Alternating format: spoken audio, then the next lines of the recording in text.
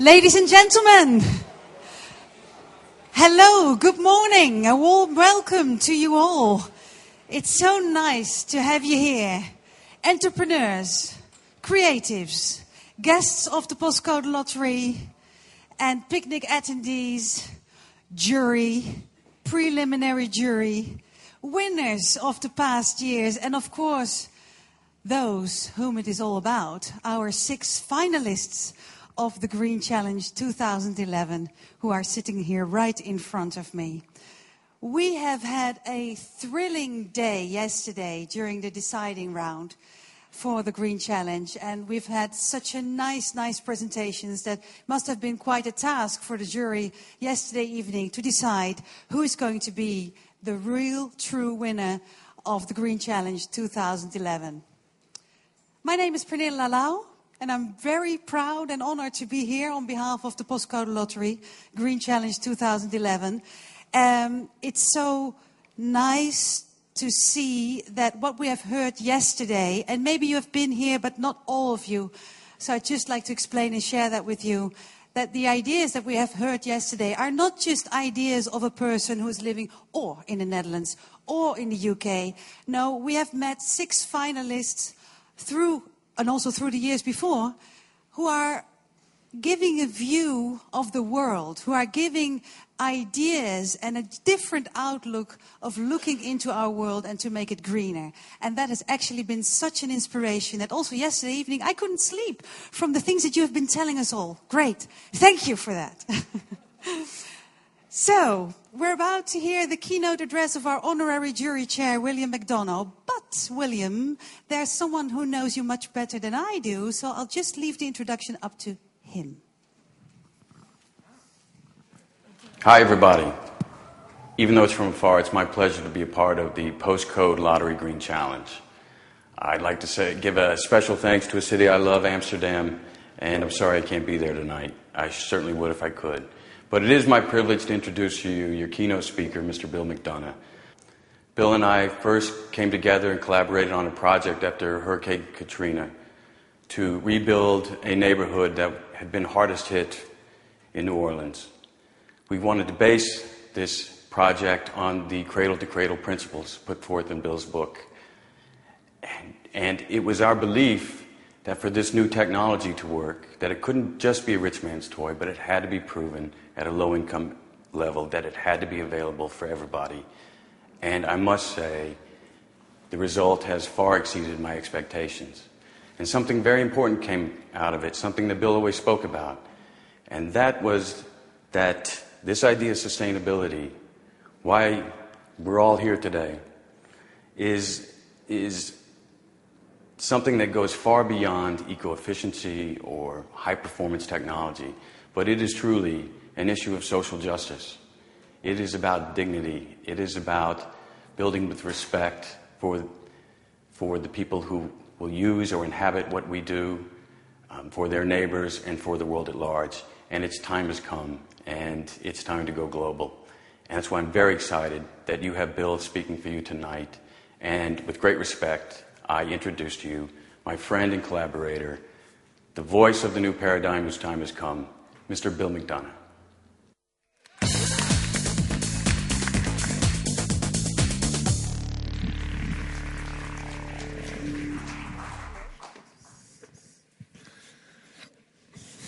Wow. That was fun. Thank you, Brad. I have a little cough in my throat, so I just want to make sure I don't get caught coughing. So, what we heard yesterday and what we're going to talk about today is what it means, I think, and I hope, to be honest, to be fair, to be positive, and to be creative, because that is what we need now. This is the project that Brad and I did together. Here's the barge that broke the levee. Thousands of people lost their homes. Many lost their lives. This is what it looked like after they repaired the levee. Nobody here. No infrastructure. So Brad had this idea after filming with a set with a pink house on it that we would put 150 houses, which is what he and I are doing here, and we put them up as pink tents in cradle-to-cradle fabrics. And for 6 weeks, we did fundraising over the internet. We raised $6 million doing this. These are our people. They're coming home. The thing that I love is that all the children are losing their asthma. How do these people come home with terrible asthma from being in trailers full of formaldehyde? And these children are coming back to New Orleans. They want to sing. They want to dance. And they can't breathe. What is that? What is it about a human culture that we would make it so that our children couldn't breathe and they couldn't sing and they couldn't dance? We have built 80 houses so far. We have 28 architects from around the world. People have lots of choices. The average mortgage, people own their own houses on the sites that they had to abandon. And the average cost is $400 a month, and the energy bills are less than $25 a month. And these are real commercial realities. This is about doing things a different way. And it's not just redoing. It's not reduce, reuse, recycle. It's beyond that, because we're rethinking the way we deliver our promises to our children. And as we look at what it means to redo things, yes, we can reduce, we can reuse and recycle, but we can rethink the way we reduce, rethink the way we reuse, and the way we recycle. See, most recycling today is not recycling, it's downcycling. Things are on their way to park benches and flower pots on their way to landfills and incinerators.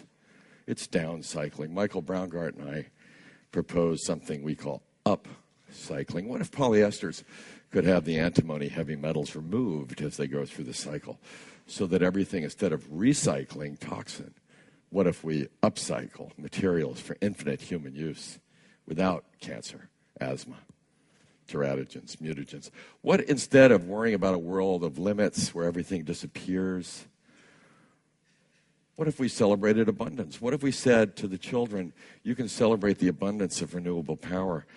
What if we say it means that we become indigenous people once again because we're not leaving? What does it mean to be indigenous? In the Northwest of the United States, they had a symposium of scientists and sign designers to make a sign where we stored our plutonium in Hanford to tell extraterrestrials 5,000 years from now, do not dig here. What is a sign of extreme human danger? And yet, when the native peoples heard the scientists were doing this, they started laughing.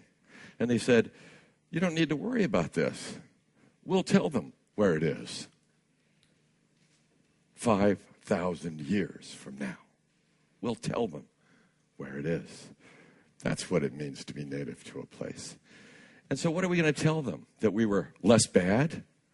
We were eco-efficient? That we were doing the wrong things, but we were doing them perfectly? So we became perfectly wrong? Six Sigma? Let's go make the wrong car. Perfectly. Excuse me? It's time for a new design. It's time for redesign. Everything. It's time for us to design for 10 billion people. And it's not okay for us to say we have a population problem. This is just the way it is. There's 4 times the body mass of ants on the planet than humans, and they don't have a population problem. And they all have jobs. We don't walk into the rainforest and go, an overpopulation of trees.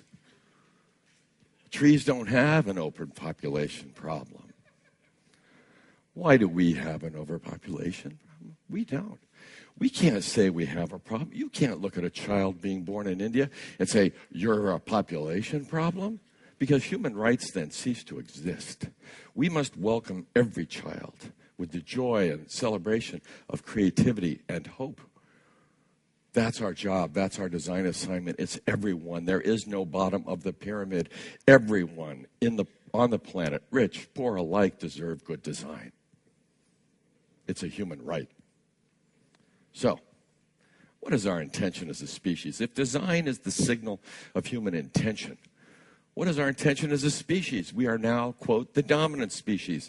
99.9% of the large mammals on the planet are under human management. Well, if we're dominant, then what is our intention? If our intention is to destroy, we are doing a great job. We have become strategically tragic as a species. We're designing our own extinction.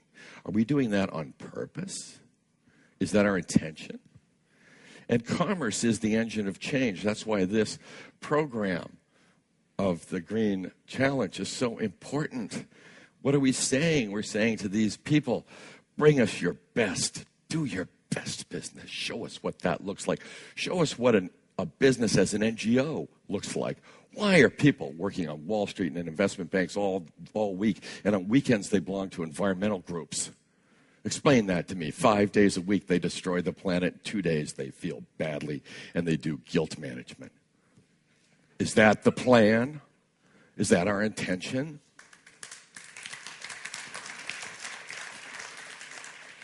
What is the design intention of modern commerce? Well, that's what we're talking about at this program. And thank you, all the contestants, for your imagination and your intentionality. Because right now we have a system of commerce that puts billions of pounds of hazardous material into our soil, air, and water every year. We see the alerts of design failure. We see Chernobyl. We see Fukushima. We see Bhopal. These are signals of design failure. We ignore billions of kilowatt hours and BTUs that come from the sky every day. We see the human population as a problem rather than as a beautiful opportunity to serve these children with the joy of celebration of abundance. We ignore one half of the world by taking things and throwing them, quote, away. Where is away? Away went away.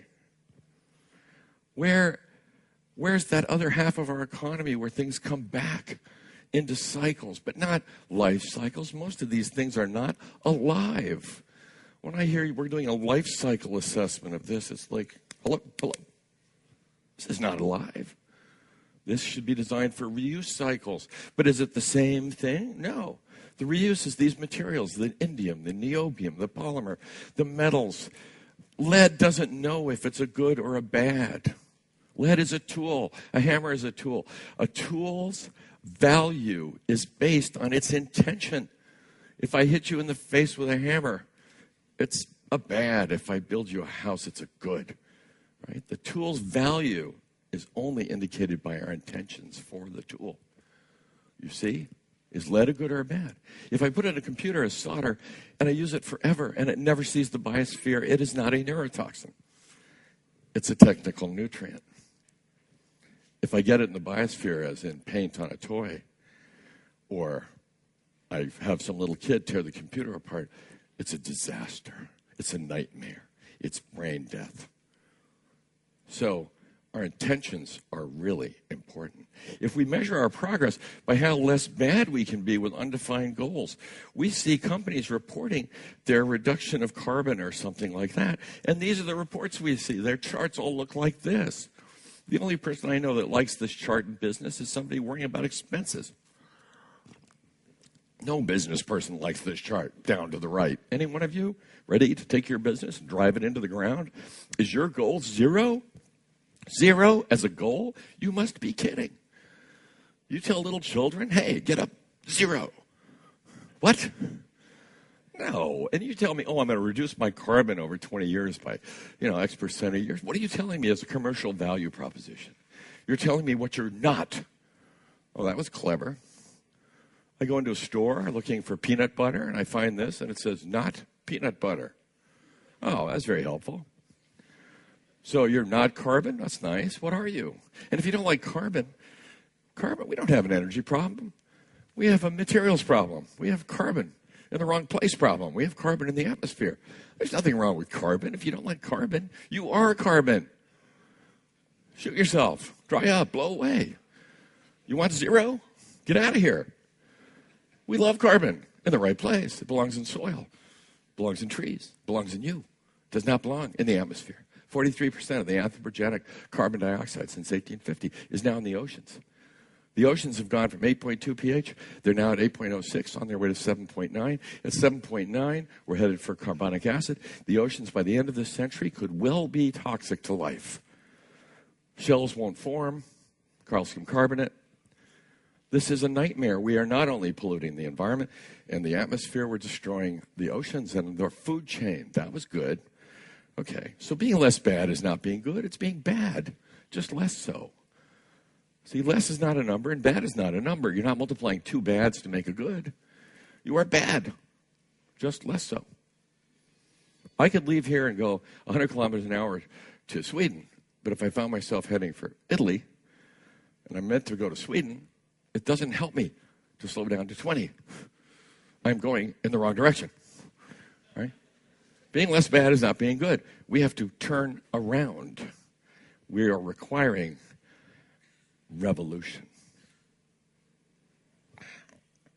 We are measuring things with metrics. We talk about goals that are reduce, avoid, minimize. We are measuring with metrics. You can't innovate with metrics. You can't innovate with benchmarking. Google did not benchmark the Encyclopedia Britannica. They didn't get up and go, oh, we can have twice as many entries. I mean, come on. Innovation requires leaps in the imagination. That's what we're calling for with this challenge, leaps in the imagination. And we want to work from values, not just metrics, because if we start with measurement, we can get to goals, and we're measuring quantity.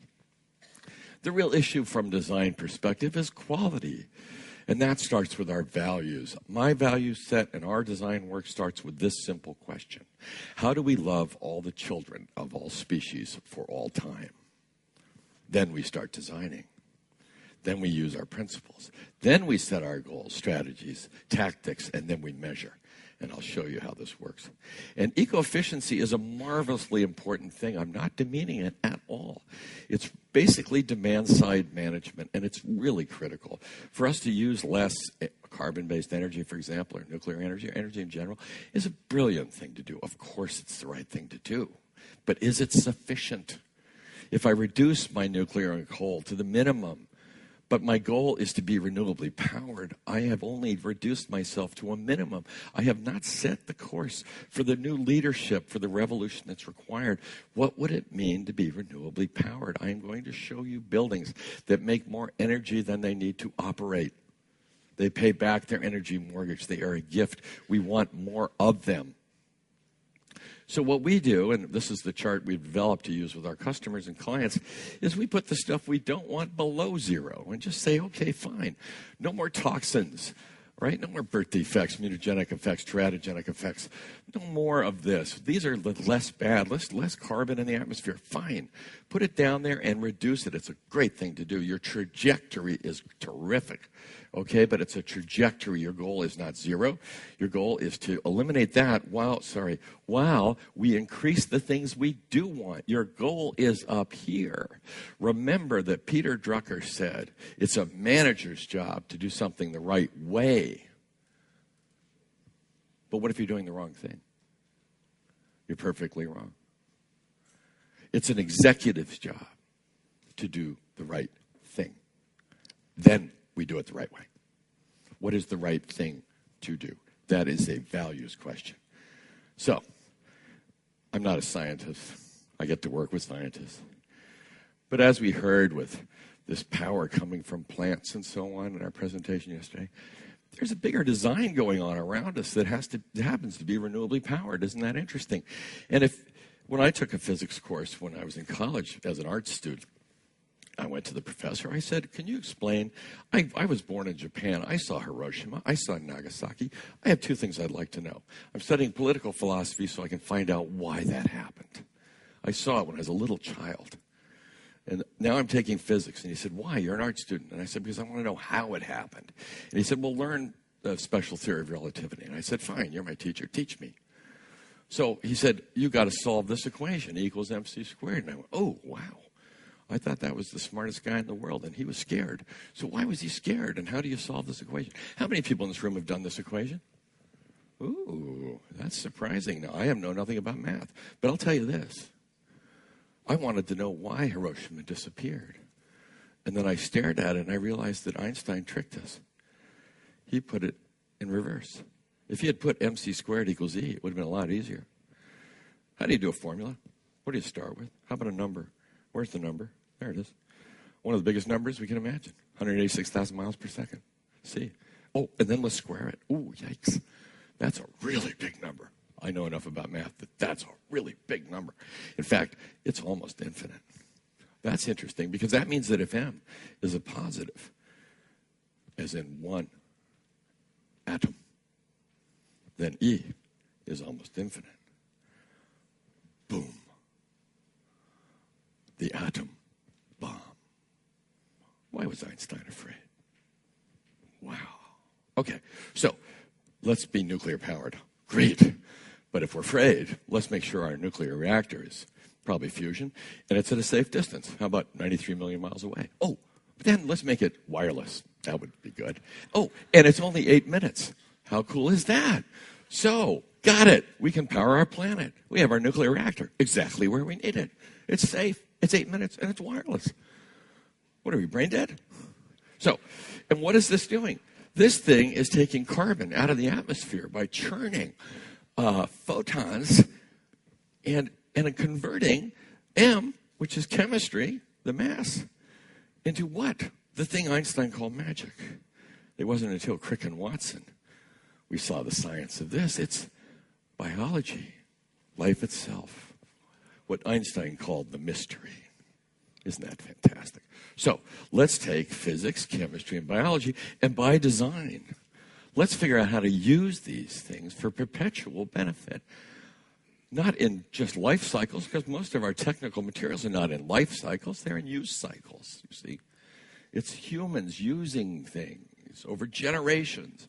And Thomas Jefferson, when designing the U.S. government and its financing, said we should fund it with bonds that are one generation. His logic was this. He said the earth belongs to the living in usufruct. Usufruct is a very odd American word, an English word. It means in use. But the earth belongs to the living. No man may by natural right oblige the lands he owns or occupies to debts greater than those that may be paid during his own lifetime. Because if he could, the world would belong to the dead and not to the living. The world would belong to the dead. Is that our intention? So Cradle to Cradle was written by me and Michael Braungart, my partner and friend from Germany, a chemist, a scientist, the former head of Greenpeace Chemistry, founder. And Michael and I have been working closely for over 20 years. And what we're looking at is, after 5,000 years, I think humans got a little bit smarter. It did take us 5,000 years to put wheels on our luggage, which does have to make you wonder. But on the other hand, in the last 5,000 years, we've also figured out that we make stuff and we can remake it and reuse it. And like the biological metabolism, what Crick said, in order to be alive, you had to have growth. You had to have free energy from sunlight, and you had to have an open system of chemicals operating in a metabolism for the benefit of the organisms and their reproduction. So we see the world as two metabolisms. Nature, which is the one where we return things safe and healthy, not to toxify. And then technical materials and use cycles, not life cycles. This is life cycle. These are use cycles where we can sequester things of concern in continuous use patterns. Here's a fabric we designed in 1993, almost 20 years ago. The material is so safe, you can eat it. It's been selected by the Airbus 380 for their seats. This is good news for you frequent flyers. If you find yourself at 40,000 feet with an extreme fiber deficiency, you can safely eat your chair. But the idea is that the trimmings are no longer hazardous waste. They're now used for mulch for the local garden club. The costs were reduced by 20%. All the materials are safe and healthy. We went from 250 chemicals to 38.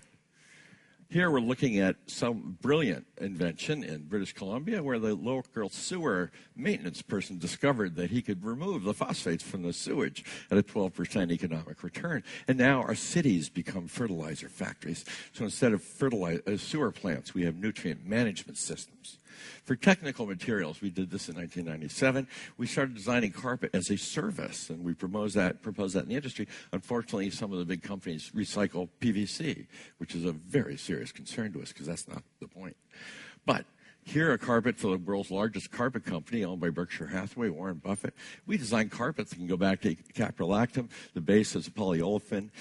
It's the fastest-selling new carpet in the world, and it's infinitely reusable, safe and healthy, down to the parts per million, parts per billion.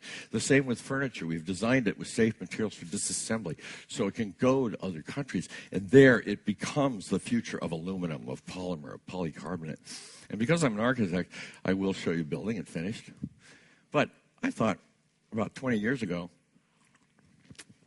if we can put wheels on our luggage, what if we could design a building like a tree? If we look at a log burning and see the dispersion of carbon in the minerals, and we call it chaos, we call it entropy. Is that all we get? Is that all we get to tell our children? The world's going to hell? That's it? And we're going to burn a few less logs, maybe? What if we said, we're going to make logs? Negative entropy. We're going to take a dispersed form of energy, which is solar energy. We're going to aggregate minerals and water, and we're going to make logs. We're going to sequester carbon. What do you think? So what if I could design a building like a tree?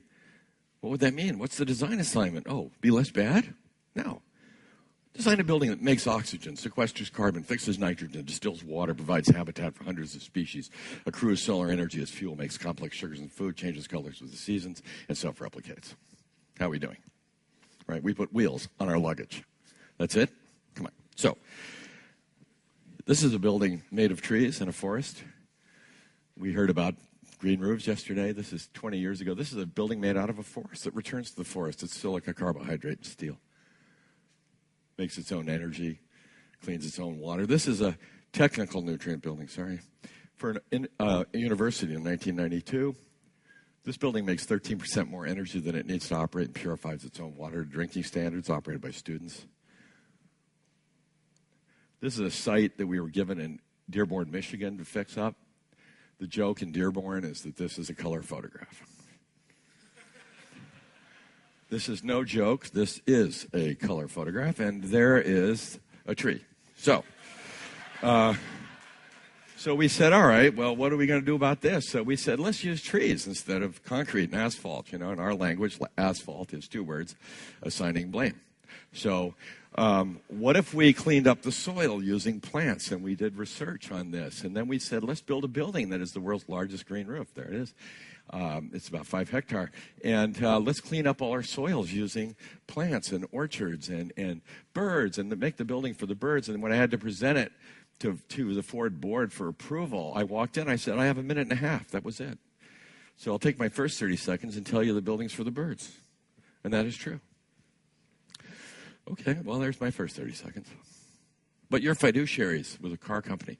So you're going to worry about money in cars. So let me just tell you about the money in cars.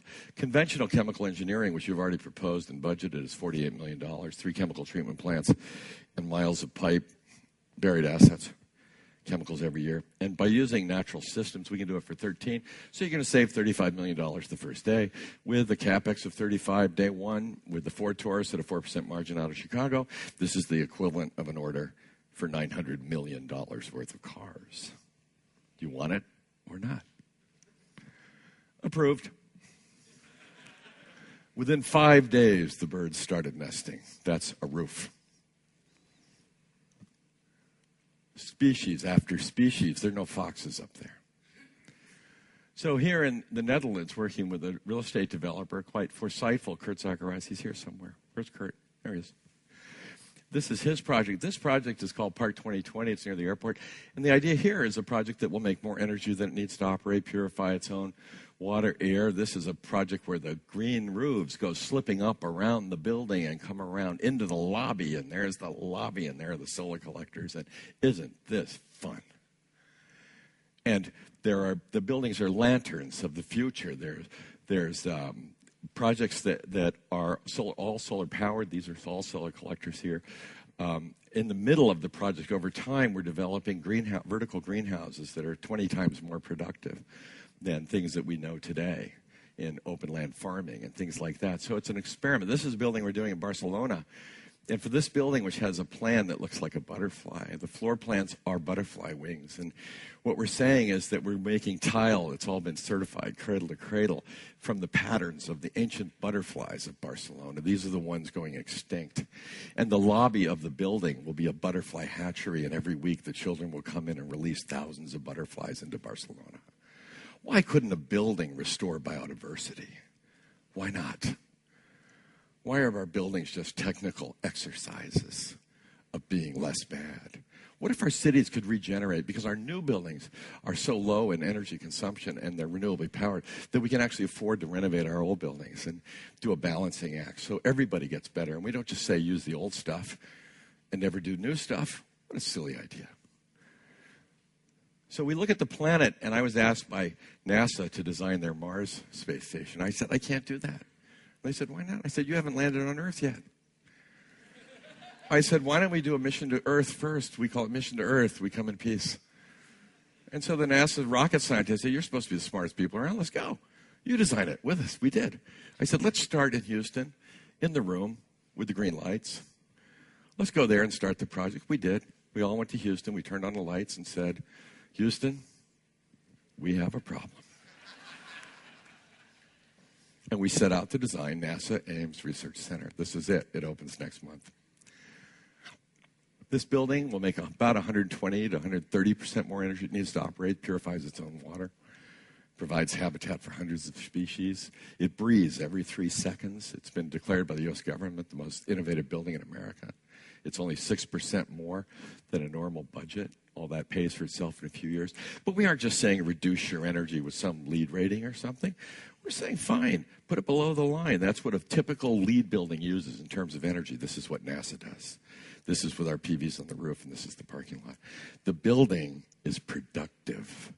It's a net benefit to society, not less of a liability. Imagine that's the trajectory. What does more good look like? Not less bad. It's both together. It's here. Safe, healthy, fair, honest, positive, creative. So what is the role of design and the role of commerce? Commerce works with currency. If I have a goat and I eat it, it's currency. It comes and it goes. That's money. But what we're looking for is capital. If I have a herd of goats, where do you think capital comes from? Cap, head, right? Decapitation. Cap. We got to rethink. Capital is currency on a mission. It's currency with potential. If I have a herd of goats, they give me wool, butter, cheese. They eat things I can't that are fed by the sun and the soil. They take current solar income and transform it into all sorts of benefits. They're a factory following me around. They're friendly. My children play with their children. And the world gets better. So currency needs to combine with solar income, living soil, CO2 from the atmosphere, not to it, to become capital, which we then create. I'm coining a new term today. I call it recurrency. What if we cycle it? This is cradle to cradle.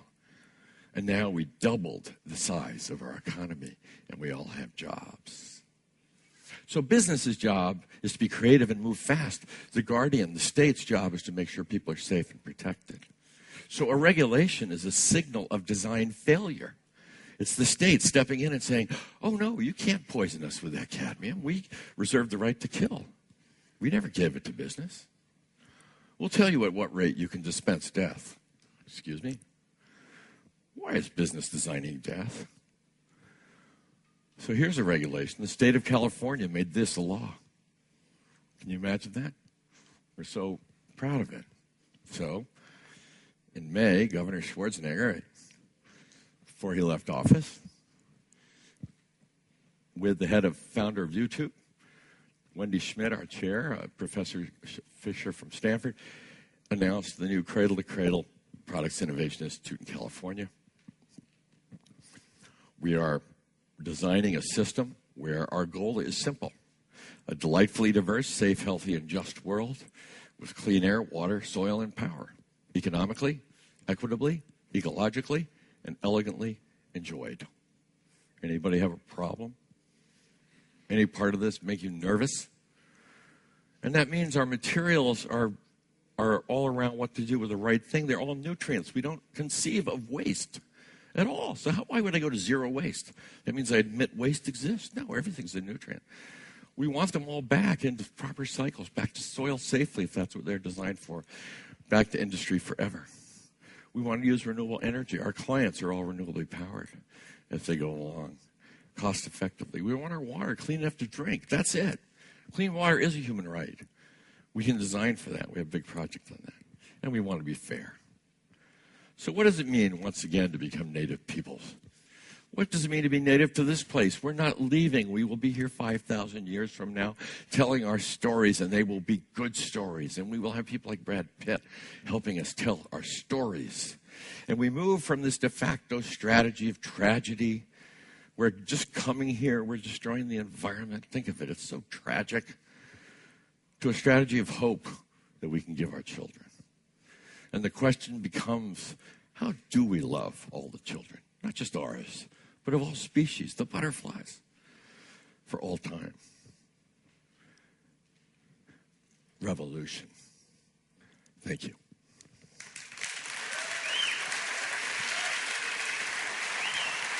Please, just stay.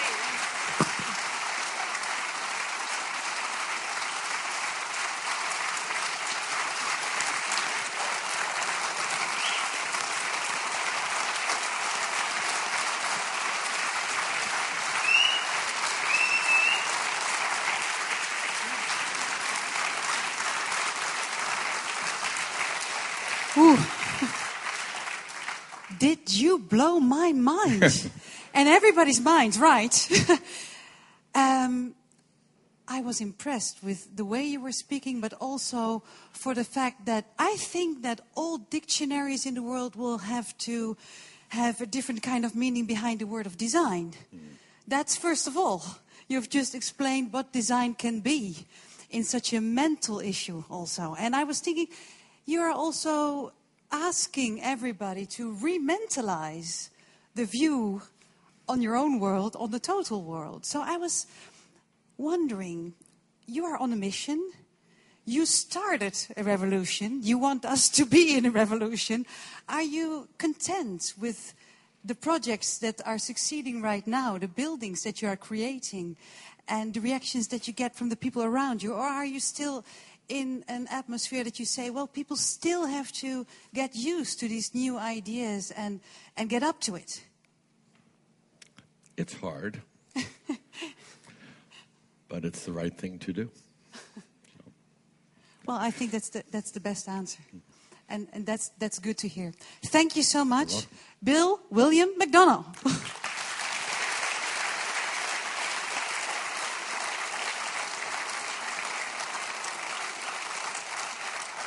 Our honorary jury chair for the Green Challenge 2011, he is. So can you imagine if you are in the jury with this man giving you all this food to think about?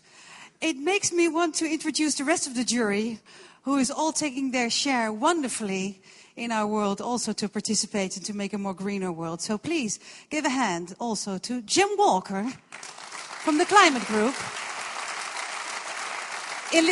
Lisbeth van Tongeren, who is from the Dutch Green Left Party. Yesterday he was still in our midst, but today he's already gone. It's Steve Howard, but he's Chief Sustainability of IKEA Group, and he took part in during yesterday's finalists. So he's already gone, unfortunately. But we do have Kofi Nkitsia Tabiri. Of course, Marty Pickett from the Rocky Mountain Institute. And Marieke van Schaik, Managing Director, Postcode Lottery. Thank you for being our jury this year again. And it brings me to the preliminary jury, because we have had this year 717 entries out of 81 countries. And it was the task of the preliminary jury to number those entries down to these 6 fantastic finalists that we have today. So preliminary jury, just stand up, because we also would like to give sunshine to you for the wonderful job you have been doing. It's Femke Rotteveel, Aart van Veller, Daan Lameris, Molly Webb. I don't see her right here, but you're there, Molly. Good to see you too.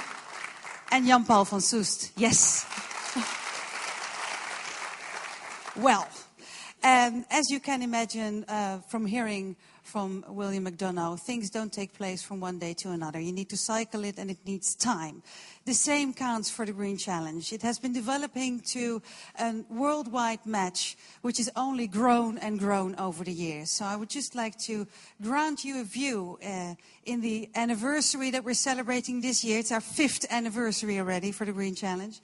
And we give you an overview of the history, how it all started. Green Challenge, this is it. The Green Challenge, a global search for the best green business plan, is the most prestigious competition for social entrepreneurs. I'm very happy to hear that the Postcode Lottery launched the Picnic Green Challenge. Together, we can turn the tide of global warming. The Postcode Lotteries provide structural support to more than 100 organizations working for people and planet. Fighting climate change has been one of the main focuses. This is a challenge of immense proportions, but a challenge for which there is not just the will, but also the way. I think we should join all our creative and entrepreneurial powers to work for a better climate. If we're not going to consume less, we should consume differently. That's why, for the 5th year in a row, the Postcode Lotteries are searching for products and services that will contribute to an eco-friendly lifestyle and reduce greenhouse gas emissions. Welcome to the deciding round of the Postcode Lottery Green Challenge. We need to do something before it's too late. The technology's there, it's ready. The need is there, and I think the business case is solid. A clean cooking, heating, and electricity solution for 2.5 billion of the world's poorest people. We will save over 90 million kilograms of CO2 over the next year alone. Out of hundreds of entries, 5 to 7 finalists will be chosen to present their ideas to an expert jury. The winner will get 500,000 euros. Current won the first challenge with the Q-Box, a smart grid that helps people optimize their local energy network. I think it changed everything for us. It was the breakthrough. In 2008, Greensolate won with a revolutionary building material that consists of eco-friendly waste products treated with mycelium mushroom roots. The week was pretty intense, but it was a great experience. We got good coaching, we got great time to practice, and it ended with a phenomenal bang. In 2009, the Power Collective won with the Ridgeblade microgeneration system. This low-cost rooftop turbine captures wind power in low wind conditions. This is just so fantastic. I mean, the Postcode Lottery will give the Power Collective the opportunity to really bring the Ridgeblade to market so much more quickly than we could ever have dreamt of doing it. Last year, in 2010, SolSource won with a portable, affordable solar device that can be used to cook, heat, and generate power. We're really thankful and excited that the Postcode Lottery could bring the Green Challenge to life and to really make our dream come true and to make all of this possible. It's inspiring to see so many people enthusiastically thinking about how to improve the state of the world and to find solutions to environmental issues, resource scarcity, disease and poverty alleviation. If you come up with the best idea for a greenhouse gas reducing product or service, you'll win expert coaching, help in bringing your idea to market, and 500,000 euros. The Green Challenge is a really, really important way of encouraging businesses to think creatively about the environment as a business opportunity. This year, 2011, the 5th anniversary of the Green Challenge. Looking for the next bright idea. And ladies and gentlemen, because it's our 5th anniversary, we have invited the winners of the past years. They're all here. Guys, come up. It's Igor Kluin, Eben Bayer, Scott Frank, and Dean Gregory. Yes.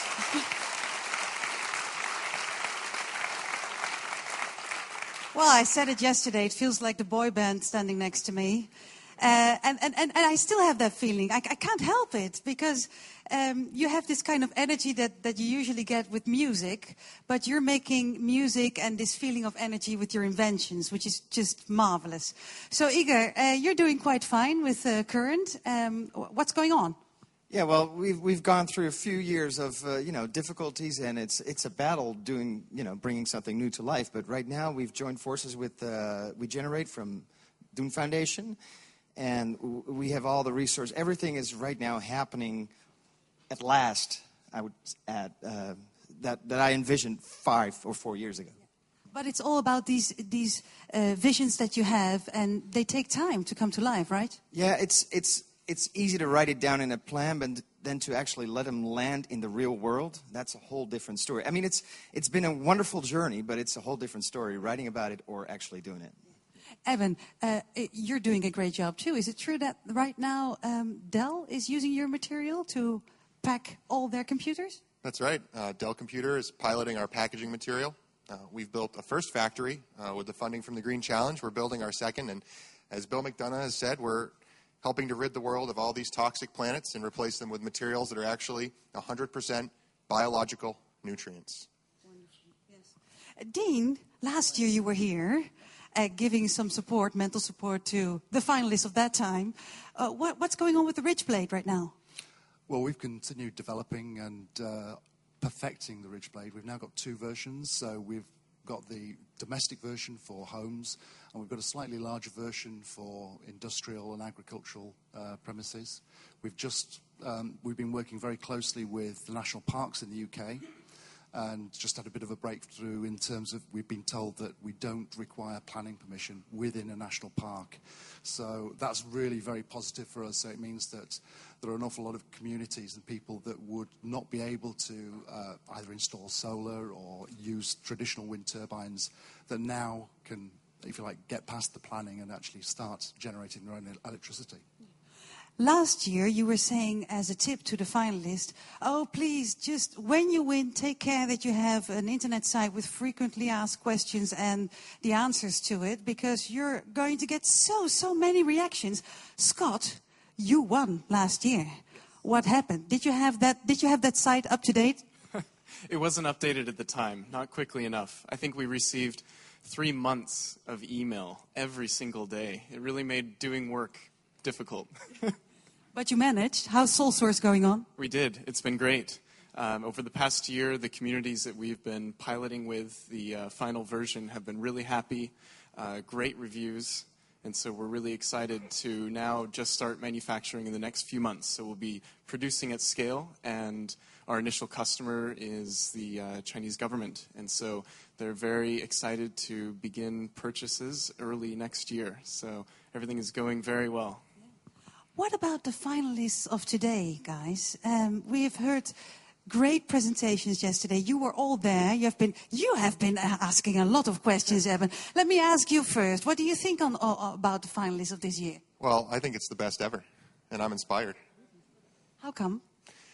We see ideas that traverse the range of magic, technology that you couldn't believe is possible. And you see ideas that you can believe could be implemented in months that would have a real positive impact on our planet. So I'm inspired. Yeah. What about you, Scott? What do you think? I think there's definitely room in the world for all of them. And as I've seen, keeping in touch with my other fellow finalists from last year, they've all done remarkably well. And so I think just being a finalist in the Green Challenge, making it to the stage, presenting your ideas, it's really going to be up and up from here. That's a good thing, guys, that you know already, huh? You're already in the final, so it's going to be good, right? That you said yes when he was saying this. Oh, absolutely. I'm just really glad I wasn't up against all these guys when I was in the competition. I wouldn't be feeling at all confident. They're some fantastic ideas. I'm fairly confident we're going to see all of these being successful throughout the world. I can't think of one that is a weak idea. Fantastic. Well, we're going to be able to see your ideas again in the Green Challenge cubicle. So if you want to know more about our winners of the past years, then please have a look outside at that Green Challenge cubicle. All the information is right in there. I was actually thinking to create a house with all the inventions that we have heard yesterday. We could just make a garden with the plant Eve from Marjolein. Eden, we would put your sun saluter on the roof, of course. We'll make the walls from the 4D chameleon from Peter van Dommelen. Then we would have a very nice air ventilation system from Svante Bankston in it. We would do that all while enjoying our recycling water shower from Nick. And of course, at the end of the day, we could have a look at our footprint from Andrea Zakaria. So I guess you're building the future house. Okay, well, lovely to have you here. You can relax and just have a seat. I'm going to go to our finalists right now. Just have a look. Guys, get up all here. Because as you turn around, we have here with us Svante Bankston from Sweden, Marjolein Helder from the Netherlands.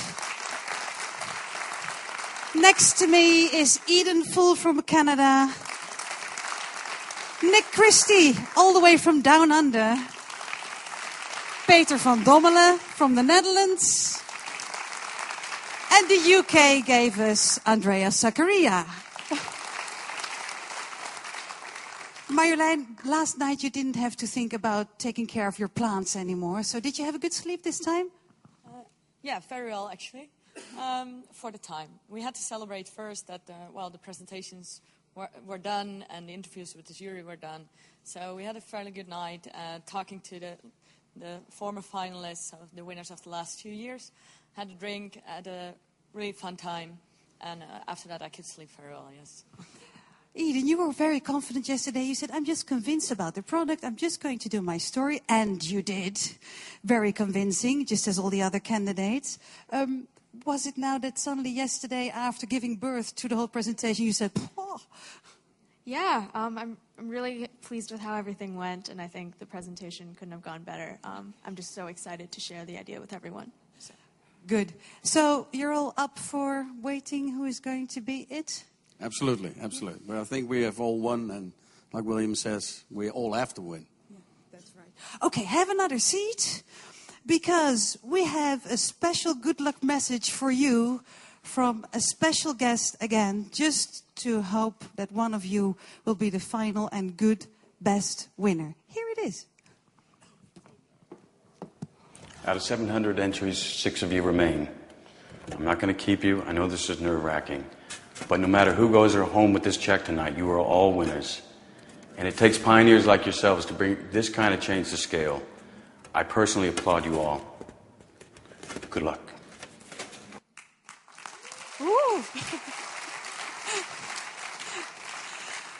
Well, we have heard here and there something about your inventions, of course, but let's just have a look at what it really is.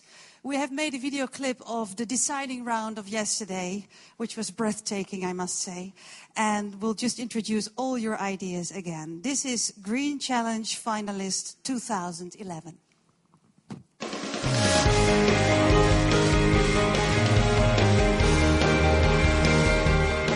We're focusing on producing a local distribution system that can recycle and use more local energy, and thus make the buildings much more self-sustainable. What my partner, who is in the audience today, has developed is a specific type of ventilation unit, because we have to combine the need of hot water, heating, cooling, and fresh air into one system that manages thermal energy back and forth. So what we do is we place the ventilation unit at several different places in the building, near the outer wall. We bring in the fresh air there. We use the water, the low temperature water, to preheat or pre-cool the fresh air, so that when you get it into the room, it's at the perfect temperature. Because it's water-based, we can combine it with almost any energy source. So we can use the heat pump, we can use district heating, we can use solar panels. We can even use the return flow from district heating, so we can actually improve the overall system efficiency of a district heating power plant. One thing that's good with this system is that it actually works in the same way, but in reverse, in the winter time. So we don't need one heating system and one cooling system. We reuse the same components. Energy saving is nice, but it also has to be financially viable. So the payback time has to be really short. The React system, in the offers we've made to people, is about 3 years. So that's the extra cost is paid back within 3 years. We're ready to take on the world, and I would like your help with this. Thank you very much. I'm going to tell you today that we can produce electricity with living plants. So while the plant is growing, we can harvest electricity directly. This plant produces organic matter from sunlight via photosynthesis. Part of this organic matter it uses for its own growth, but part of it is left over and is excreted into the soil. In the soil, bacteria break down the organic matter, releasing electrons.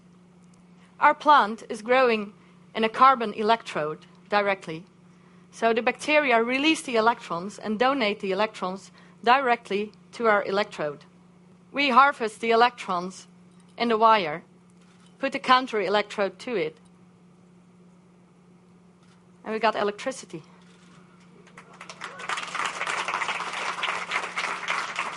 The nice thing is, it works 24 hours a day, 365 days a year.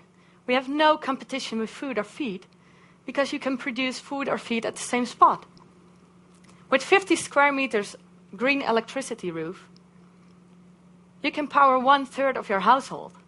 This system is very easy to build. Each one of you could build one within an hour. This is our window of opportunity. And I'm just hoping you're willing to open that window and reach out to the future. Thank you.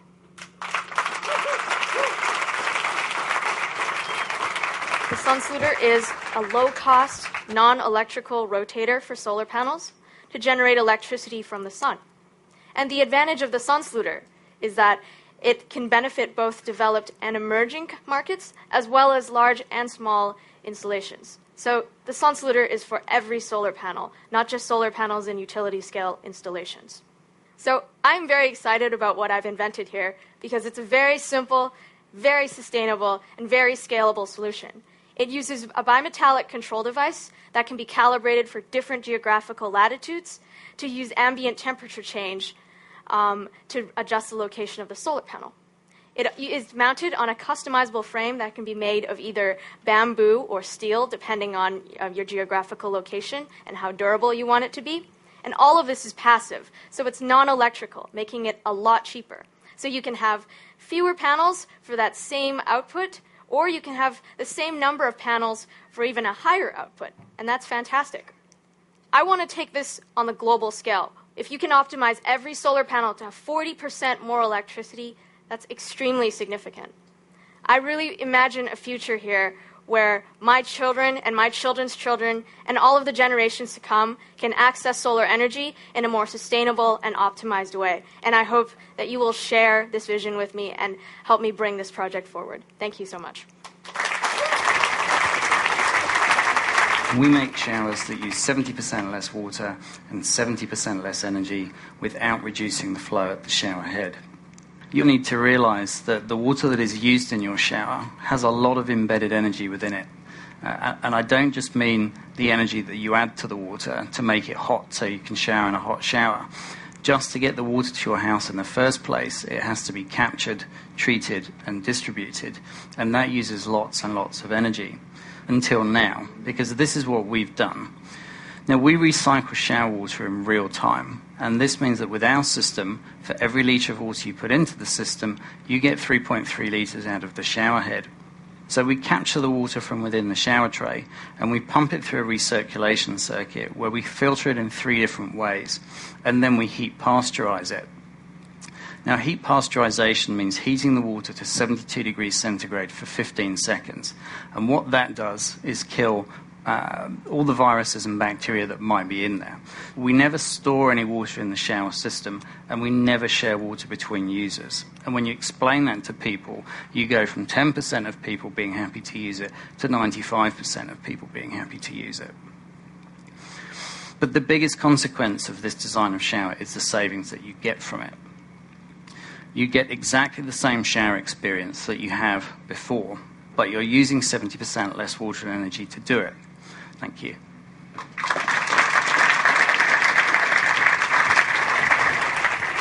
Multitasking surface development enhanced 24 hours a day to be able to supply, to purify, to compensate, and to communicate.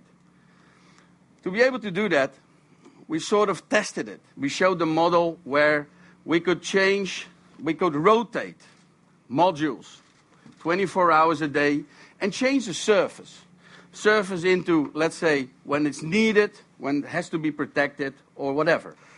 Now, to give you an idea of the potential, for instance, a triangle has a core, an inside, which we called cartridge. And it could store energy, it could store water, or it could even get us a food container. Around it, we have the cassettes, the outside, where we could win, for instance, electricity, or we could clean air, or we could get heating, or even we could get advertisement. Now, we also had it in the square, where in the square we had, of course, 4 inner circles, inner cartridges. Cartridge for energy storage, food harvesting, algae bunker, for instance, and water storage, rainwater storage. On top of that, 4 cassettes. Cassettes, easy to make heating, electricity, air purification, reduction of urban heat island effects, and rainwater delay. We want to have as much applications in the system to create as much green economy around it and as much influence to be able. So we wanted to have the best technology, the best results, in the best economy. Thank you very much, and I hope you join us.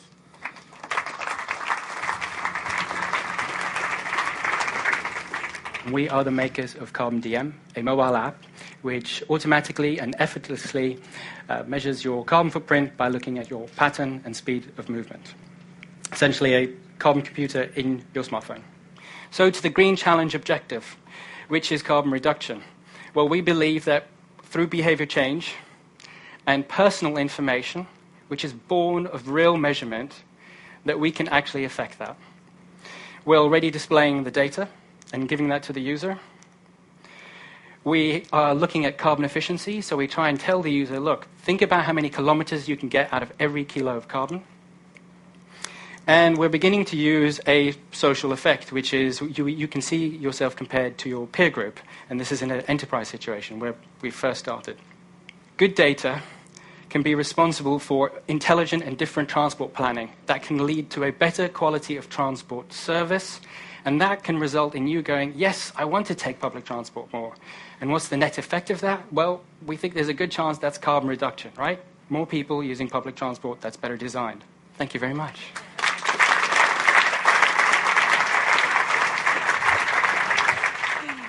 Well, please come on stage, finalists.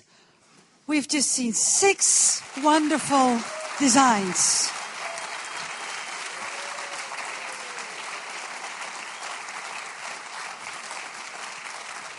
Yes. Well, this is going to be it, guys. One of you will definitely win 500,000 euros to get forward with your ideas, thanks to the Postcode Lottery. Jim Walker, may I ask you to please join us from the jury.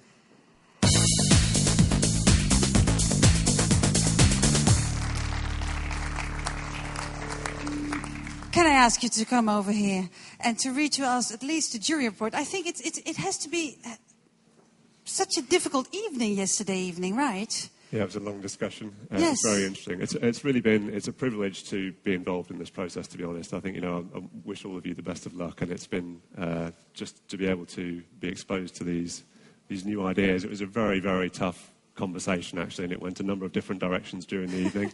But I think we speak for the whole of the jury when we say we're pleased with the final result. Well, and you are the one that can really also know about this process, because it's already the 4th time that you have returned to us being in the jury. So was it in that way also a different kind of year, could you say? It does get tougher every year, I think, actually. I mean, you see the number of entries going up and the depth in the finalists going up, and it does get a tougher decision each time I come back.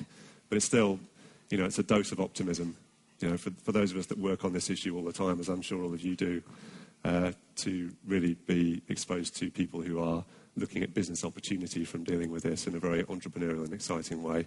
It's great. I love coming back, and I'd come back every year if I could. It gives energy, doesn't it? Yeah, yeah. It does, yeah. Good. Okay, let us hear the general jury report. So I go over here? Yes, please, go ahead.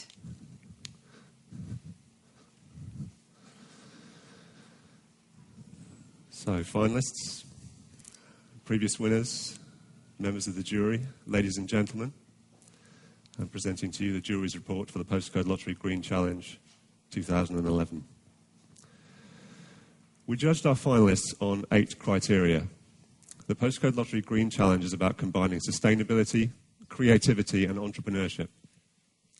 The search for these ideas resulted in a fantastic 717 different entries this year and 6 great finalists. To judge these 6 inspiring social entrepreneurs, we wanted to see how each invention could reduce carbon emissions. Bill, maximise carbon in the ground and in trees. We also needed to know that the winning idea would be technically executable. The business plan had to show how the product could be on the market within 2 years. And beyond that, we wanted to understand and award this prize to an invention that empowers citizens in some way. We also wanted the winning idea to be disruptive. We wanted it to change the industry status quo. What else? We're looking for a winner whose team can demonstrate solid entrepreneurial skills as well as passion. And we wanted the winning idea to surprise us with its creativity. Finally, we wanted to be sure that the prize money would have a clear impact. We want to contribute in a concrete way to bringing this idea and this product to market. So this year we've chosen 1 winner and 1 runner-up. The winner will receive 500,000 euros. You nervous? And the runner-up will receive 200,000 euros. All 6 of our finalist entries impressed us with their strengths. First, Svante Bengtsson from Sweden with Rehacked, an elegant and simple solution with a lot of potential and a bright future. It challenges the conservative building industry in a creative way, and we think its biggest opportunities lie in emerging markets such as China. But is there a clear enough route to market? Marjolein Helder from the Netherlands with Plant E. I think Thomas Edison said that the secret of all great inventions is that it's hard to discern them from magic, and I think this one captivated the jury. It's a brilliant idea, it's passionately presented, and it's potentially totally disruptive and revolutionary technology. It opens up a whole new area of exploring, and it triggers the imagination. But how long will it take to bring this innovation to market? Nick Christie from Australia with a recycling shower. A product that we use every day that optimizes water and energy consumption in a new way. It's very cost effective, and we love the idea that this product could move forward towards using renewable energy as well. More good as well as less bad. To overcome people's aversion to using recycled water, the product might need a different marketing strategy though. Eden Full from Canada with the Sun Saluter. Her idea is a message to entrepreneurs and youth that you can create wealth, do wonderful things and save the planet at the same time, even in a proven market. She's working from a high set of values, she's straightforward and practical, and the question is how to have the speed and to scale the business quick enough. Peter van Dommelen from the Netherlands with a 4D chameleon. A very creative and a big idea, totally disruptive, and a multitasking system. We're very interested to see it up and running in the arena here in Amsterdam, and we do think the concept needs some further development on its different uses. And finally, Andreas Zachariah from the United Kingdom with Carbon DM. A great simple tool that could become very popular over time, with a clear route to market. It utilizes a rapidly expanding market, and the brilliance of the model is that it's intuitive. We will need to think some more about how to give positive reinforcement to people to change their behavior, though. So, guys, I wish you the best of luck with this. Thank you very much. Well, Jim, it's a winner, and we have a runner-up. We have both. One winner, one runner-up. William McDonough, please. You are the one who is going to let us know.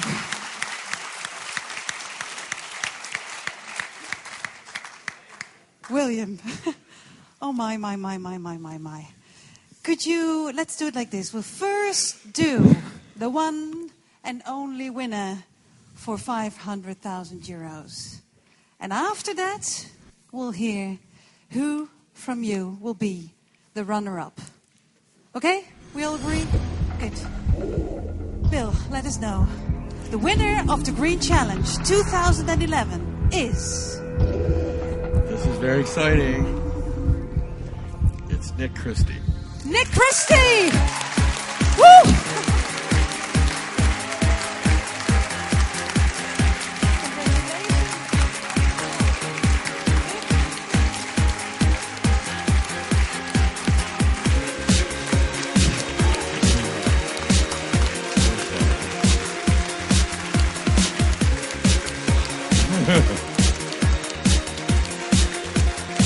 Wow, Nick. Oh, you seem so calm. You seem like you've just have taken a recycled shower. Yeah, I am really lost for words, which I think my parents will find is amazing. I hope they're watching right now online. Oh, they're there. Oh, get up for a second. It's your son here. Congratulations.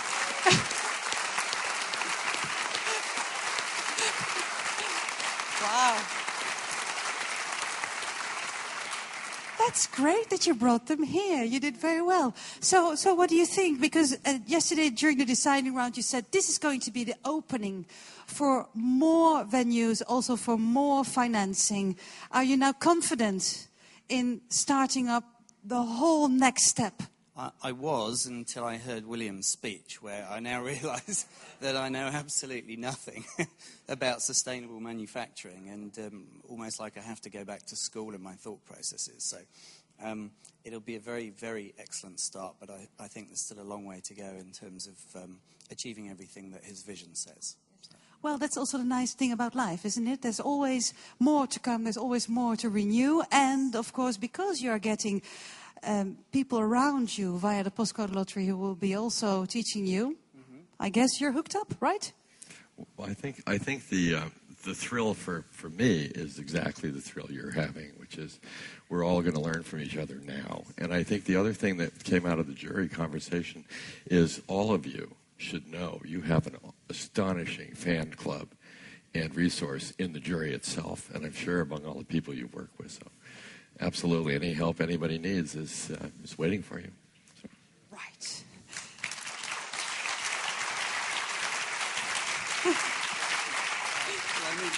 No, stay with us. We don't want to lose you anymore. But let's just get up to the runner-up, because being runner-up is also quite something special. The runner-up for the Green Challenge 2011 is William. Eden Full.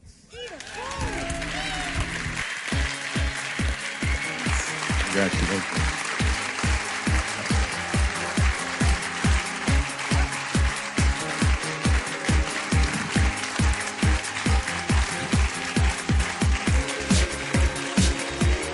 Well, Eden, No. It's runner-up, but being runner-up, doesn't it feel fantastic? Feels amazing. This means so much. Thank you. Yes. How are you going to build on now?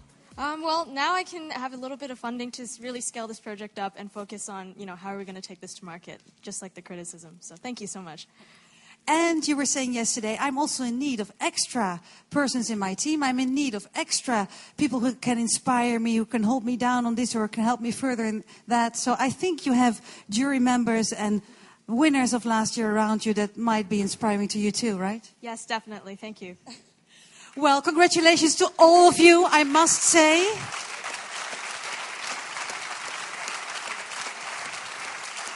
Because all 6 ideas are truly winning ideas. That's also the reason why you're here, of course. It's a wrap for us. William, may I thank you so much for giving this wonderful, inspiring keynote address and being with us. Jim, thank you so much. All the jury, preliminary jury. Winners, thank you so much for joining us for the 5th anniversary. It was great having you here. For everyone being here right now, we'd like to invite you for the picnic lunch. It's going to be outside. If you'd like to have a moment with the press, you can turn to Selma Hetaria and Jasper Jansen. They're there, right there at the side. So that's for interviews with our winner and also the finalists, of course.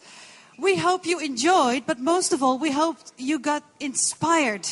And we love to see you back next year for Green Challenge 2012. All the best to you. See you next year.